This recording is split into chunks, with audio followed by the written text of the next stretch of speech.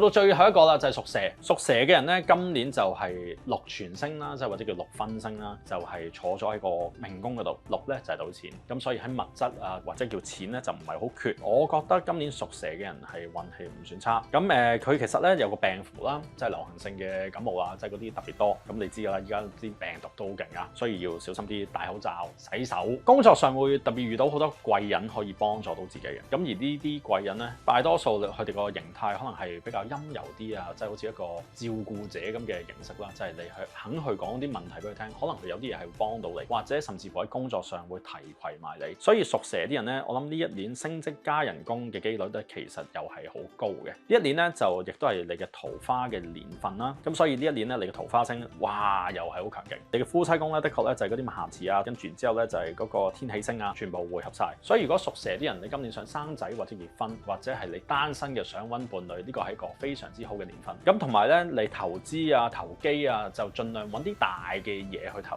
例如土地啦，即係或者甚至乎係你買股票，最好買翻一啲大公司，即係可能係一啲叫百年企業啊，已經係一啲大嘅 brand。咁你買呢啲嘢咧，咁可能你就容易會獲利嘅。但係基於有個暴敗星咧，唔好孤注一擲，你都覺得賺夠嘅就要去止賺。咁喺工作方面，如果你從事女性嘅工作咧，又係特別有利於你嘅。喺外地可能使費比較多㗎，盡量你睇下可唔可以用分換機票咁樣咯，即係慳翻少少錢會好啲嘅。個人咧諗嘢今年特別會係天馬行空啦，即係我會覺得呢一年你可以試一試去打坐，多啲正能量去湧入嚟，同埋可以提升自己嘅直覺。另外咧，好多嘅病啦有機會係禍從口入嘅，亦都會容易係腸胃炎嘅。咁可能係好多嘢都係因為飲食啊、食落肚啊，咁食錯嘢啊、食到滯咗啊，咁而引起嘅。屬蛇嘅人咧，所以今年佢運氣並不差，但係比較多病痛啫，而都要小心屋企人嘅健康，即係尤其是有老人家喺屋企咧，咁呢一年咧係特別要小心嘅，同埋係特別容易搬屋咯。啱你嘅顏色就會係紅、橙、青、綠，而且啱你嘅數目咧就會係2479。